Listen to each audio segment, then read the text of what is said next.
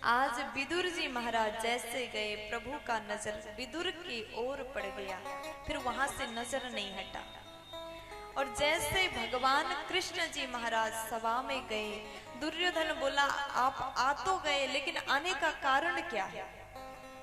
कारण जैसे पूछा, तब यहाँ पर भगवान बोले देखो दुर्योधन, कोई खास वजह तो नहीं है, बस हम ये बोलना चाहते हैं, ये पांडव भी तुम्हारे भाई लोग हैं, इसलिए इनको 5 गांव दे दो, उससे ज्यादा कुछ भी नहीं चाहिए, सिर्फ 5 गांव। अब यहाँ दुर्योधन कहता है कि 5 गांव मैं नहीं दूंगा, युद्ध के बिन सुई के नोक बराबर जमीन भी हम देने वाले नहीं हैं। और जैसे दुर्योधन ने मना किया, तब भगवान बोले अगर युद्ध चाहते हो तो युद्ध भी होगा, महाभारत अब होगी, तुम जैसा चाह रहे हो वैसा हम कर देते हैं। देखो भगवान हमें रास्ता बताते हैं, ये रास्ता है इधर चलो, ये मार्ग अच्छा है, लेकिन हम मना करते, अपनी मनमानी करते। भगवान कहते हैं तो फिर अपना जो करना है करो, और बाद में जो उसके वजह से भोगना पड़ेगा वो भी आपको भोगना पड़ेगा। एक बार भगवान रास्ता दिखाते, दुर्योधन को भी कहा था कि 5 गांव दे दो, शांति से दे दो, पांडव वहां शांति से रह लेंगे, तुम्हें कोई नुकसान नहीं होगा।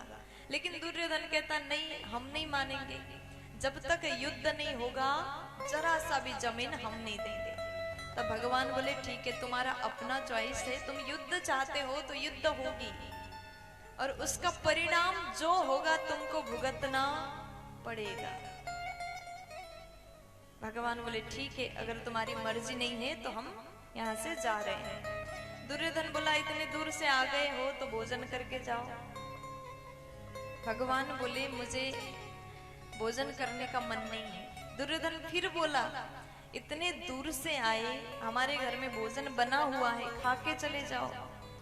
लेकिन भगवान बोले देखो दुर्योधन, आज मैं भोजन विदुर जी के घर में करने वाला हूं। विदुर जी लोगों के भीड़ में बैठे थे, उनके कान में जैसे आवाज आया, आज भोजन विदुर काका के घर में करूंगा, अत्यंत आनंदित हुए और दौड़ करके चले गए। बाजार जाऊंगा, मिठाई खरीदूंगा, प्रभु को खिलाने के लिए कुछ अच्छा तो होना चाहिए ना, घर में कुछ भी है नहीं।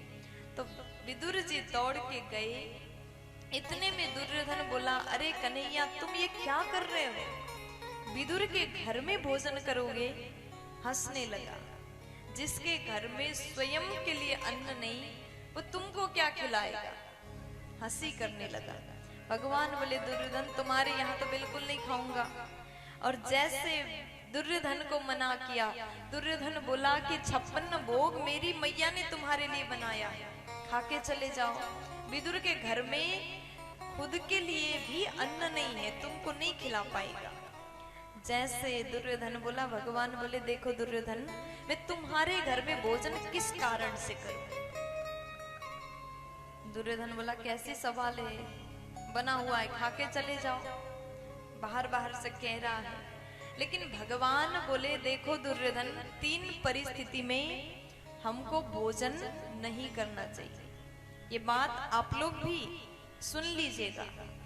पहला परिस्थिति, अगर आपको भूख ना हो तो जबरदस्ती खाना मत खाइए।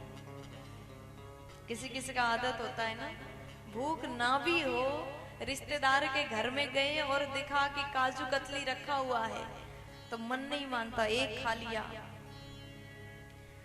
फिर थोड़ी देर बाद विचार करता घर में थोड़ी मिलेगा, एक और खा लो। खाता जा रहा है, खाता जा रहा है, लेकिन भूख नहीं है। भले ही उसके वजह से पेट खराब हो, वो सह लेंगे, लेकिन खाने से पीछे नहीं हटेंगे। ये आदत खराब है। आपको जितना भूख हो उतना खाइए, जबरदस्ती खाओगे तो नुकसानदायक होगा। भगवान बोले हमको भूख नहीं, इसलिए नहीं खाना। दूसरा परिस्थिति, दुर्योधन तुम्हारे मन में प्रेम नहीं है, इसलिए हम नहीं खाएंगे। जो व्यक्ति आपको खिला तो रहा है लेकिन प्रेम से नहीं खिला रहा है, किसी रिश्तेदार के घर आप गए और देखो किसी के घर आप जाते हैं ना, जाते ही पता चलता है कि सामने वाला का भाव क्या है, कैसा है। अगर आपके जाने से वो सचमुच खुश है तो वहां खा लीजिए, लेकिन ऊपर से दिखावा कर, कुछ लोग होते हैं अगर रिश्तेदार आए तो ऊपर ऊपर से कहते अरे आ गए, हम तो बस आपको फोन करने वाले थे, आओ आओ बैठ जाओ, लेकिन भीतर जाके कहता है कि बार बार आता है, शर्म नहीं आती, मुंह उठा के चला आया, अब खाने को भी कुछ नहीं, देना तो पड़ेगा, इस भाव से लाके देता है लो खा लो, तो वहां पर खाना नहीं चाहिए। इतना समझ तो सबको ही आता है, मन से दे रहा है कि बेमन से दे रहा है। अगर प्रेम बिना भोजन दे तो वहां के भोजन खाने योग्य नहीं है। भगवान बोले न तुम्हारे भीतर प्रेम है न हमको भूख है, तो क्यों खाऊं। और तीसरा परिस्थिति, आप कहीं भी कुछ काम को लेकर के गए और वहां जाकर के कार्य अगर सफल नहीं हुआ, कार्य सिद्ध नहीं हुआ, तो वहां पर भी भोजन करना व्यर्थ है। इसलिए तीन परिस्थिति में कभी किसी को भोजन नहीं करना चाहिए। आज दुर्योधन ने जैसे सुना, भगवान बोले इसलिए दुर्योधन न हमको भूख है न तुम्हारे भीतर प्रेम है न मेरा काम पूर्ण हुआ, इसलिए भोजन करना हम उचित नहीं समझ रहे। भगवान वहां से निकल गए।